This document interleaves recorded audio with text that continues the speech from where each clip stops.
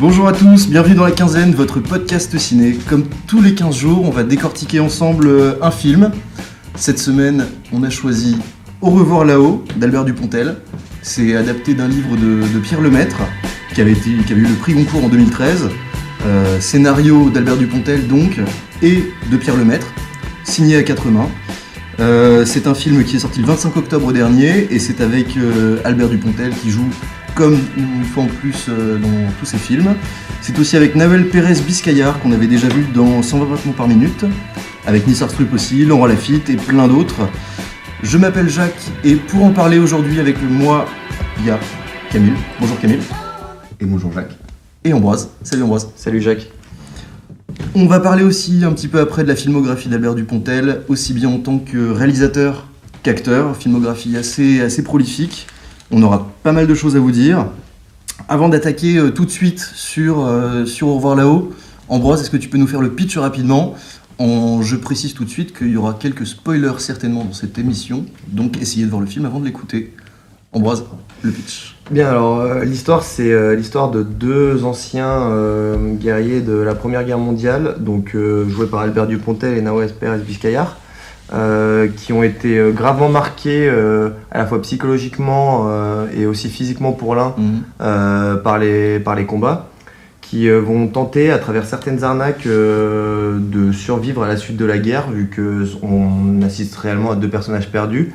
Et ça raconte justement leurs aventures après cela, en suivant également un autre personnage qui les a suivis durant les combats. Ouais. Et du coup, on suit ce qui se passe réellement, donc l'après-guerre. On a aussi une partie sur les années folles. Et donc voilà, c'est une chronique sur deux vétérans. Ouais, alors pour compléter ce que tu as dit, il y a vraiment une gueule cassée au sens premier du terme dans le film. Et une grosse partie du film est aussi basée sur le jeu de masques, etc. C'est ça. Parce qu'en fait, l'acteur principal, Édouard Péricourt, le héros, qui est joué par Nawel Pérez-Biscayar, en fait, on ne voit que ses yeux et il nous apparaît dans le film tout durant le temps. Une grosse partie du film, oui. Une grosse partie du film à travers le masque. Okay. Et Camille, t'as pensé quoi du film alors ? Mais comme tu le disais déjà, le casting est vraiment très super et les acteurs et en premier lieu du coup Nawel Pérez qui rien qu'avec ses yeux, puisqu'on doit voir son visage peut-être 10 minutes maximum. Ouais, c'est ça au début. Rien qu'avec son regard, il arrive à passer un nombre d'émotions incroyables. Et justement, les 10 minutes où on voit peut-être son visage en entier sont une scène de bataille qui est totalement inutile, mais qui va mener à la détresse à peu près tout le régiment, et qui est vraiment extrêmement impressionnante, d'une grande violence, très oppressante, et peut-être une des meilleures scènes de guerre depuis, je sais pas, une dizaine d'années. Depuis un long dimanche de fiançailles. Ouais, possiblement. Où avait joué Albert Dupontel du coup. Ouais, c'est vrai. Mais c'est vrai qu'il y a eu plusieurs films qui avaient été faits au début des années 2000 sur la Première Guerre mondiale, avec La Chambre des officiers, Un long dimanche de fiançailles. Joyeux Noël aussi. Joyeux Noël aussi, oui. Enfin, moi, je citais les meilleurs, du coup. Et c'est vrai que celui-là, il est assez impressionnant par rapport à ça. Et puis, ce qui était bien avec Un long dimanche de fiançailles, c'est que c'était Jean-Pierre Jeunet qui était un excellent réalisateur. Et là, on a Albert Dupontel qui est aussi un excellent réalisateur, comme on en a très peu en France pour ce genre de projet. Ouais. Et c'est vrai que c'est quand même assez réjouissant de voir un film avec autant d'ambition visuelle, avec vraiment beaucoup de mise en scène pensée et extrêmement élaborée. J'ai vu des plans dans ce film, des plans séquences réalisés avec des drones qui sont vraiment très beaux et qu'on n'a pas l'habitude de voir dans le cinéma français. Mais c'est ce que fait Dupontel aussi assez souvent. Dans pas mal de ses films, il utilise souvent des gros travelling avec des drones, etc. Il utilise beaucoup ce genre de choses. Justement, c'est moins lourd que ce qu'on a pu avoir dans d'autres films. Où là, je trouvais justement qu'il y avait une certaine maturité au niveau la caméra, le cadrage. Je trouvais ça moins... ça partait moins dans tous les sens en fait. Ouais, un peu moins de tape à l'œil. Ouais, c'est ça. Mais gros budget aussi pour ce film, 20 millions d'euros. Est-ce que n'a jamais eu aussi Dupontel Ce qui en fait aussi pour ça, au niveau de la mise en scène, peut-être son film le plus abouti, Ambroise. En termes de mise en scène, oui, c'est le cas, clairement, parce que... Et je pense que même en termes... Enfin, j'ai pas vu tous les films français des 5-6 dernières années, Mais clairement, il y a un monde entre ce film et ce qui se fait généralement en France par rapport... même pas forcément le choix des cadres, le choix des travelling et tout ça, Ouais. aussi par rapport aux couleurs, c'est une reconstitution historique, ce qui est quelque chose d'extrêmement difficile à mettre en place. Et là-dessus, il est vraiment très fort parce que quand on voit le Paris d'après-guerre, c'est vraiment, t'as l'impression d'y être clairement, et puis il y a des choix de couleurs. D'un point de vue chromatique, c'est vraiment très beau, et j'avais lu des interviews de Dupontel qui en parlaient et qui disaient que justement c'était extrêmement important pour lui que ce soit immersif par rapport à ça, par rapport à l'époque qui est décrite. Et là-dessus, c'est totalement réussi, on peut vraiment pas lui enlever. À aucun moment tu doutes de l'univers, à aucun moment tu doutes que t'es dans ces années-là. Et après, la partie sur la Première Guerre mondiale, c'est au tout début du film. Et déjà, c'est une grosse scène du coup d'une attaque. Et qui est pas si inutile que ça, hein. Camille, tu disais qu'elle était inutile, et moi au contraire. Ah non, Non, elle est pas inutile dans le film, je comprends ce que tu as dit. Elle est pas inutile dans le film, Ah, mais d'accord. elle est inutile par rapport à l'enjeu guerrier. D'accord. C'est ça, non, c'est ça.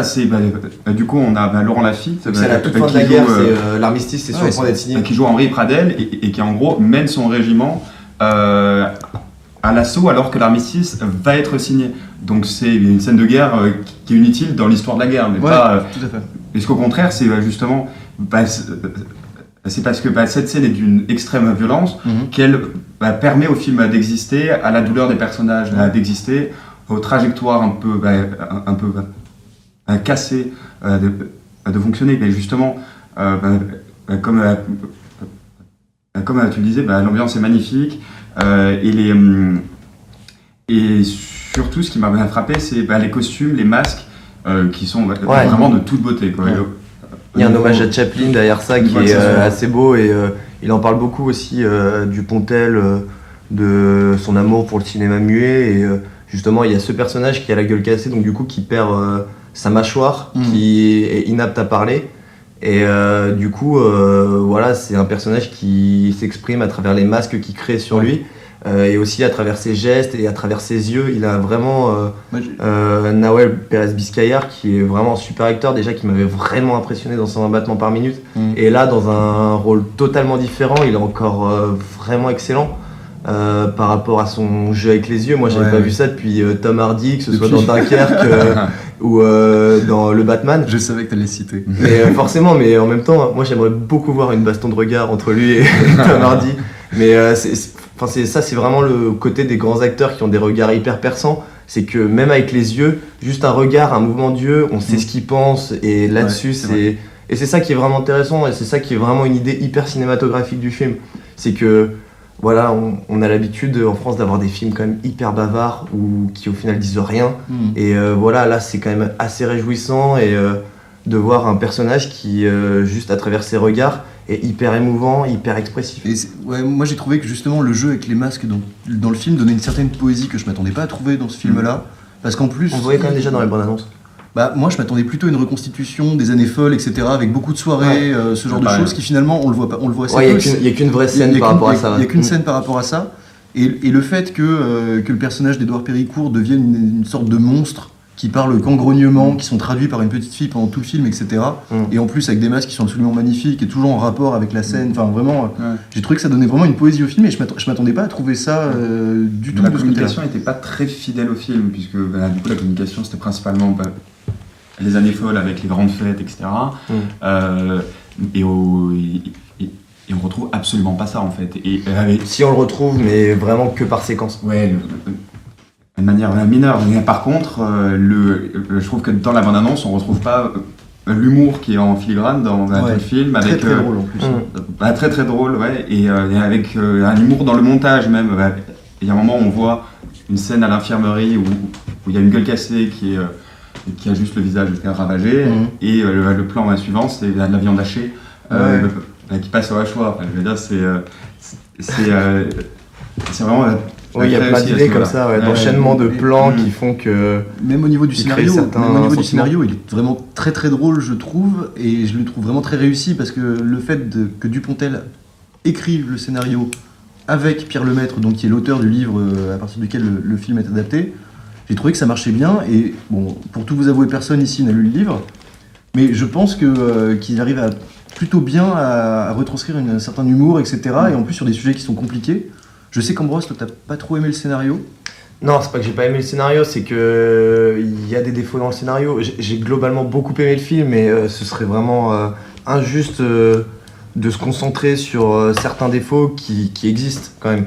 Mais par rapport au scénario, je trouve que les parcours de certains personnages sont pas hyper cohérents, sont pas forcément hyper bien amenés. Ouais. Et principalement du coup deux personnages qui est joué par Laurent Lafitte.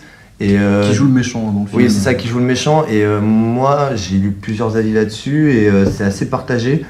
Il y en a qui disent que c'est une erreur de casting, d'autres qui disent que justement il est très bien en méchant. Moi, je suis plutôt du côté de l'erreur de casting parce que je le trouve pas vraiment crédible dans le méchant. Enfin, il joue un connard dans le film, le mec qui n'a aucun aspect positif. Et c'est comme ça de A à Z. Et le problème, c'est qu'en fait, Laurent Lafitte, qui a plutôt une tête de grand benet, Je suis pas totalement d'accord. Non, mais de grand bonnet séducteur, et moi je trouve qu'il le fait très très bien. Mais en fait, c'est son rôle qu'il fait tout le temps, mais sauf qu'il le fait hyper bien, quoi. bah moi justement je trouve pas, ça crée une espèce de distance par rapport à ce personnage là. Moi j'aurais peut-être préféré qu'il prenne un acteur avec un peu plus de gueule entre guillemets, qui soit vraiment au tout début du film, la présentation, et d'ailleurs la scène elle est hyper belle comment le personnage de Laurent Lafitte est introduit.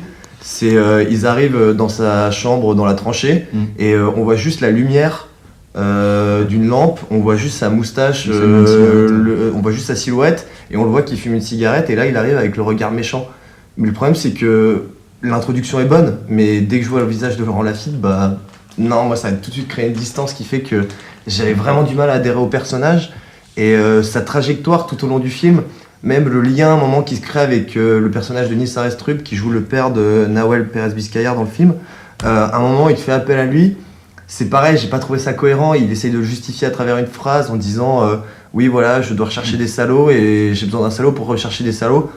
Bah, au final, c'est justifié que par rapport à ça, alors que ça paraît hyper bizarre comme idée. Et ça, c'est pareil, j'ai eu du mal à adhérer. Ouais, Camille ?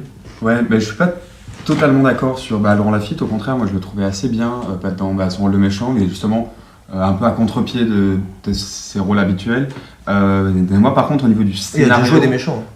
Enfin, dans Elle de Paul Verhoeven, il joue quand même un violeur. Ça lui est arrivé d'avoir des rôles hyper. Clairement, c'est vrai que récemment je l'ai. Hyper j'avais en diabolique. tête dans les comédies plutôt. Mais, oui, ouais. Oui, c'est pas le même rôle que sinon, dans au les théâtre, ouais. sinon au théâtre où il n'a pas ce type de rôle non plus. Parce que du coup il est à la... De la comédie française. C'est ça. Laurent Lafitte de la comédie française. Et moi c'est plus dans le scénario, le fait que la scène d'ouverture et la scène de fin sont... oui, parce que c'est une histoire racontée, ouais. Se passe au Maroc, c'est ça, ouais. Et c'est une histoire racontée, et je trouvais ça un peu facile comme mode d'entrée dans le film, et je pense que j'aurais préféré en fait une entrée plus brutale et plus violente avec directement... Tu préfères que ce soit pas raconté ? Ah oui. Moi, je suis pas totalement d'accord par rapport à ça. C'est un peu facile. Après, c'est un aspect fable, tu vois. C'est moi, le fait que ce soit raconté avec une voix off, je trouve ça plutôt intéressant même.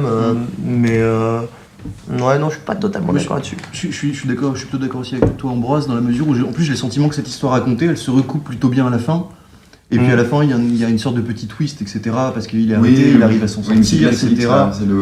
Et j'ai trouvé ça, moi justement, ça m'a pas dérangé. Fondamentalement, ça m'a pas dérangé, et d'autant plus que, encore une fois, on ne sait pas, mais on peut imaginer que le livre est construit de la même manière, et qu'il faut être un minimum fidèle par rapport au livre. Ouais, donc c'est pas quelque chose qui m'a...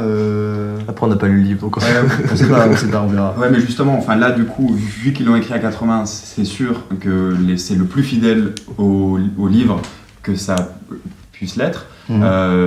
Mais après, c'est pas parce qu'une histoire fait un bon livre que ça fait forcément un bon scénario de film. Je veux dire, je vois aucun problème à changer des éléments pour un film, et en particulier des éléments comme ça.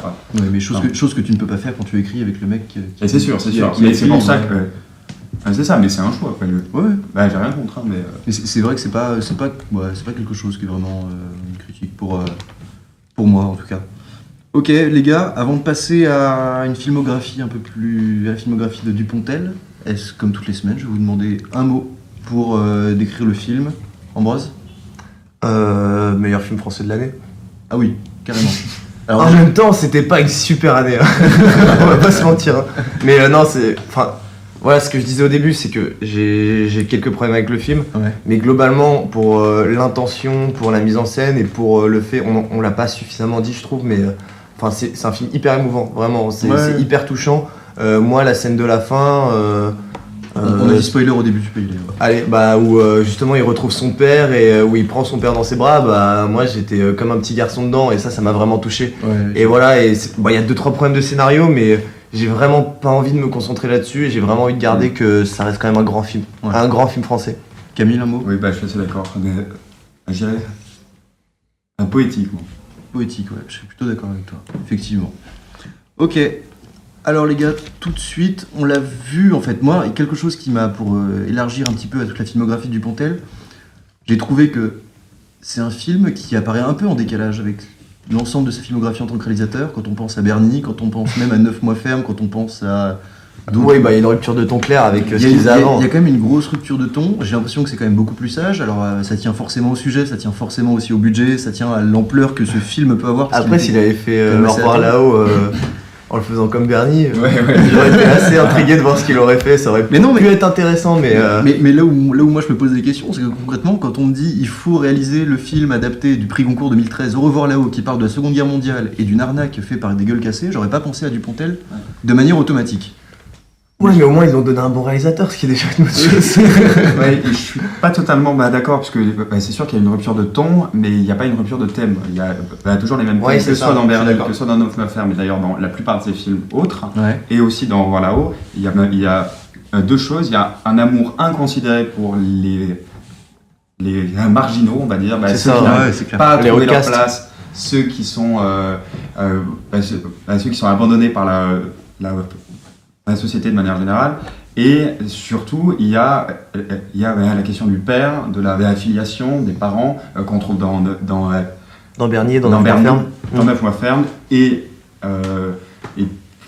peut-être encore plus dans Revoir là-haut, qui est le thème central du film. Moi ce que je vois aussi dans beaucoup de ces films, malgré tout, je vais pas dire lutte des classes, mais genre presque les riches contre les pauvres à chaque fois. Pas forcément que les riches contre les pauvres, mais c'est juste parler de... Enfin voilà, même dans Enfermé dehors, il parle. Enfin, le héros principal, c'est quand même un SDF, ce qui en soi est quand même déjà assez original. Après, j'ai plein de problèmes avec le film. Globalement, j'aime la filmographie de Dupontel et comme je l'ai dit, j'y vois des défauts, mais je suis vraiment fan de Dupontel par rapport aux intentions qu'il a, qui sont vraiment louables, que ce soit en termes artistiques, mais aussi en termes thématiques. Et en plus. En interview, je trouve que c'est vraiment quelqu'un d'intéressant parce que on sent vraiment une espèce de sincérité. Il est pas dans le calcul et dans le cinéma français, c'est un ovni Dupontel parce que il a gagné le César du meilleur scénario pour 9 mois ferme. Il était pas au César, c'est pas un mec qui est là dans les soirées bling bling, il fait pas forcément partie de la famille, mais malgré tout, il arrive à exister et que ce soit en tant que réalisateur, mais aussi en tant qu'acteur. Quand il est dans un projet, c'est un projet qui dénote réellement sur ce qui se fait. Globalement en France. Ouais, mais c'est toujours un mec qui a essayé de vivre un peu en marge du cinéma français, à faire un peu ses... je pense pas qu'il ait essayé, je pense que c'est un choix net, quoi, et je pense que même il s'épanouirait pas là-dedans. Je le verrais pas dans Bienvenue chez les Ch'tis ou ce genre de film, quoi. Je le verrais pas dans des comédies classiques françaises, quand il fait des comédies. Mais pas du tout. Qu'il soit acteur ou réalisateur, c'est toujours un truc qui est quand même en marge, quoi. C'est là où je te dis qu'il a toujours essayé d'avoir cette posture, pas de vilain petit canard du cinéma français, mais pas loin quand même. Le mec un peu en marge, qui a ses projets à lui, qui va pas se mélanger avec les autres. Quand il a un film, il le fait de A à Z, de scénario, réalisation, et il joue souvent l'acteur principal aussi dedans. Et c'est là où moi ça m'étonnait de le trouver sur un projet comme ça aussi. Oui, c'est vrai. Mais d'un côté c'est bien de le voir là-dedans. Moi je trouve que c'est une très bonne chose que ce soit lui qui a réalisé ce film. Camille moi je suis pas totalement d'accord avec vous, mais surtout que en fait on a l'impression qu'il a plus trouvé des pères spirituels, on va dire, du côté des États-Unis ou en tout cas anglo-saxon, avec Terry Gilliam, avec Robin Williams. À desquels il était très proche, et d'ailleurs on retrouve dans l'humour de Bernie, dans l'humour de la 9 mois ferme, le même type de blagues et de manière de voir et concevoir le monde. Du coup, oui, clairement dans le panorama français, il n'y a rien il y a rien et personne qui lui ressemble. Ouais. Toi, Ambroise, c'est lequel le film préféré, ton film préféré de Dupontel? Bah, moi, c'est Bernie. J'ai beaucoup aimé Au revoir là-haut, mais Bernie, je trouve qu'en fait, c'est. Le truc, c'est qu'Au revoir là-haut, c'est un grand film. Ouais. Mais Bernie, on va dire, c'est son chef-d'œuvre à Dupontel. Enfin, c'est un chef-d'œuvre dupontelien dans le sens où c'est le film qu'il a voulu faire de A à Z. Et le film, après, c'est sûr qu'il est forcément dans un ton assez spécial et qui forcément plaît pas à tout le monde, mais je pense que c'est ce qu'il a recherché aussi. Mais je trouve que Bernie, c'est de A à Z, le film est maîtrisé. Le personnage, il est hyper touchant, tous les acteurs sont excellents. Et puis moi, je le trouve vraiment très drôle, quoi, ce film. Après, j'ai un humour bizarre. Moi, tu casses des gueules avec des pelles, bah, je suis content, quoi. mais après, tu vois, genre, c'est vrai que Bernie, je suis pas sûr que ce soit un film qui soit très abordable quand même aujourd'hui. C'est-à-dire que je pense que ça peut rebuter pas mal de personnes aussi. C'est un humour qui est très très spécifique. Très brutal. Ouais. Je veux dire, à coup de pelle, à coup de tentative de viol et de sodomie, tout ça. ça. C'est ça. Ah non, mais c'est un film trash, clairement. Mais le film, je pense, le plus improbable que j'ai vu depuis vraiment longtemps. Mais sauf qu'on voit aussi que Dupontel, c'est pas qu'il s'est assagi, mais il fait quand même des comédies un peu plus consensuelles, enfin 9 mois ferme, etc. C'est ce qui se rapproche c'est plus plus propre. C'est plus propre ce qu'il a fait dernièrement, même le vilain avec Catherine Fro. Ça reste dans l'esprit un peu cartoonesque de ce qu'il aime, mais oui, c'est plus propre. Et puis même Enfermé dehors aussi, qui est quand même assez trash dans le genre. Mais non, moi, ce que j'aime surtout, c'est qu'il y a toujours de la mise en scène, quoi. Il y a toujours des idées, il y a toujours des cadres qui sont vraiment pensés. Puis il y a le côté un peu cartoon, voilà, il y a des images. Dans 9 mois ferme, quand il se fait. Dans Enfermé dehors, quand il y a une collision avec une moto ou qu'il se fait attaquer par un chien et qu'on a la vision subjective du chien qui est en train de mordre le personnage de Dupontel, bah ça, c'est des idées que t'as pas ailleurs en fait. Et là-dessus, il est toujours hyper original, il est toujours hyper créatif, ce qui est bien dans ses films. Et ce que j'aime aussi, c'est que ces films, ils sont rarement très longs. Bon, Au revoir là-haut, il fait 2 heures. Mais ces films, ils font 1h20, 1h30, jamais plus. Ouais, c'est un peu comme Carpenter ou certains réalisateurs qui... Voilà, moi je vais pas faire un film de 2 heures pour faire un film de 2 heures. C'est ce que j'ai raconté, ça se raconte en 1h30, bah je le raconte en 1h30. Et ça, c'est très bien, et c'est vraiment à mettre à son crédit. Et d'autant plus sur un film comme Bernie, où t'as vraiment l'impression que c'est fait avec des briques et des brocs, et où il n'y a pas trop de budget. Mais il y a toujours des idées visuelles. Il y a toujours des idées visuelles, mais après, en dehors de ça, ça il n'y a rien. Je veux dire, je me demande le budget qu'il a eu, mais je veux dire...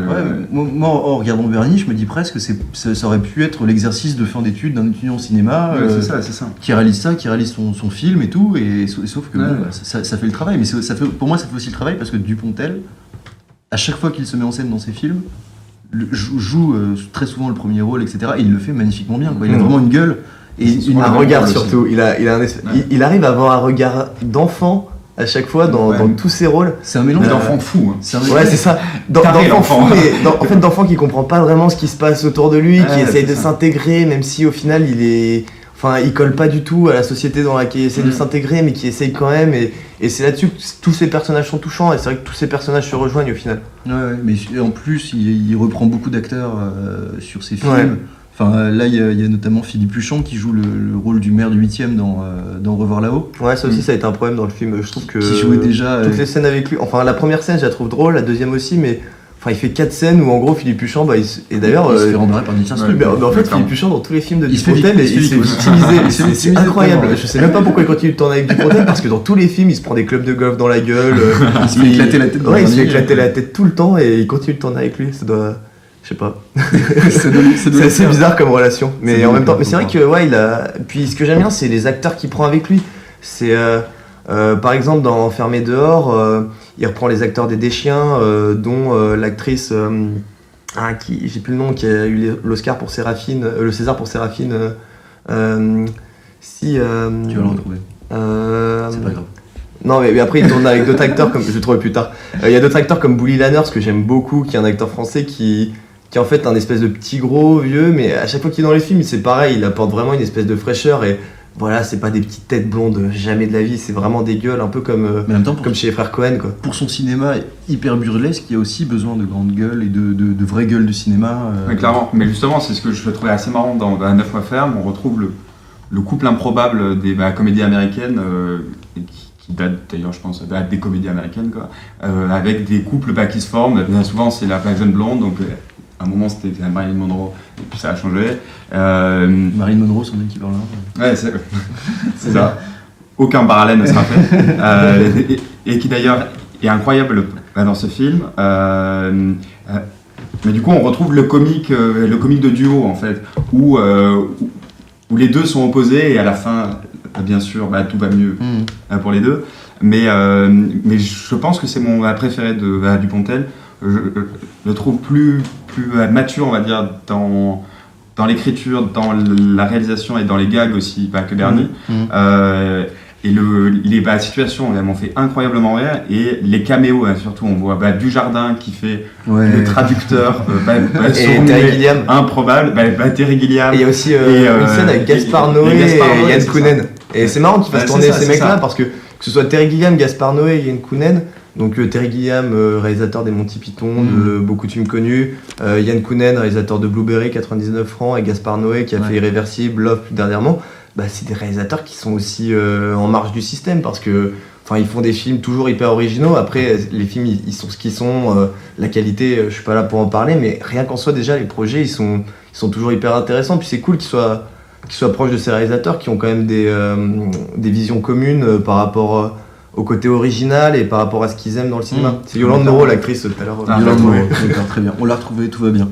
Oui, il y a un truc qui me choque un petit peu, c'est que vous me parlez, en parlant de la filmographie de Dupontel depuis tout à l'heure, que de la réalisation, de la mise en scène, etc. et jamais des scénarios. Alors que pour moi j'ai des soucis avec ces scénarios quand même de temps en temps. À chaque fois, je trouve ça quand même très drôle, des personnages qui sont bien écrits. Et c'est des personnages qui sont pris dans un enchaînement qui les dépasse à chaque fois, et je trouve ça hyper bien amené, toujours. Non, mais il y a un très bon comique de situation à chaque fois, mais après, il est très bon dans un décalage tout le temps.